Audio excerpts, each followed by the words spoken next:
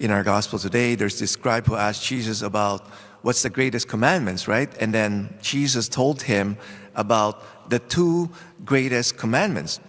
And he agreed with Jesus. He said, "Teacher, you have truly said that he is one, and besides him, there is no other. And to love him with all the heart and with all the understanding and with all the strength, and to love one's neighbors as oneself." And we all know this. We all know that there's only one true God.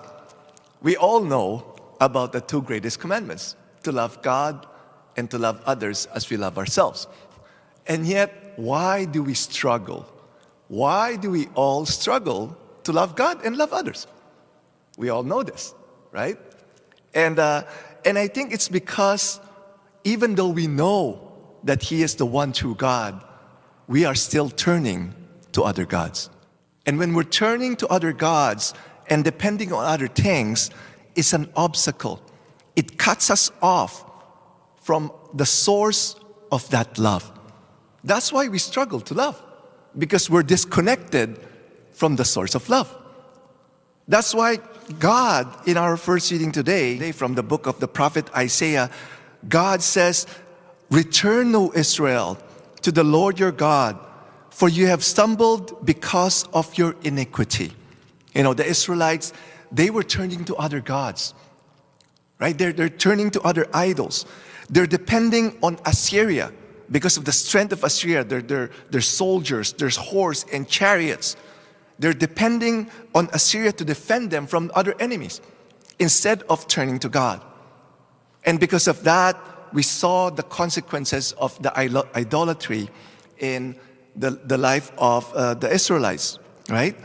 And the Lord is saying, turn to me, return to me. And this is what He's promised. He promised healing. He says, "I will heal their disloyalty. I will love them freely, for my anger has turned from them."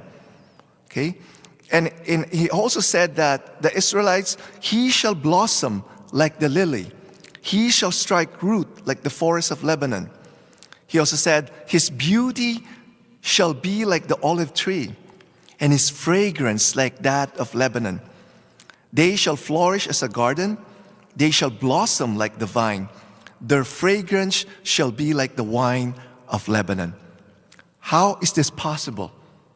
It's because they would return to God, and they will be connected with the source of that love. And by that, they're able to follow the commandments of God, which is to love. And that's what will happen. When we are loving other people, right?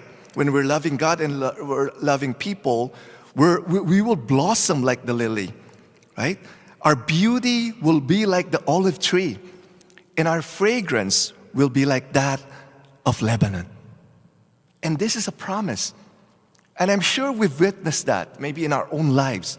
How, you know, from before we live in great bondage, right now we're becoming more loving towards God and loving towards other people. And there's fragrance there. We're like the garden, like the flowers in the garden, like blossoming.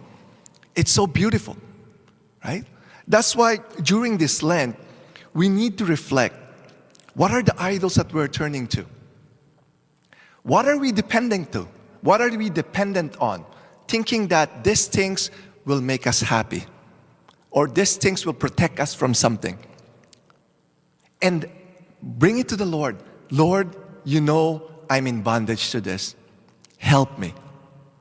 Now, that's why during Lent, we're being asked to pray and to fast. By praying and fasting, the Lord is going to help us break free from this bondage, from any dependence. And when we're doing that, we're returning to the Lord, you will see how we're getting connected with the source of love. And by that, when we're connected with the source of love, it's just natural. We're just going to love God and love others, right? That's a promise from the Lord. So let's ask for that grace.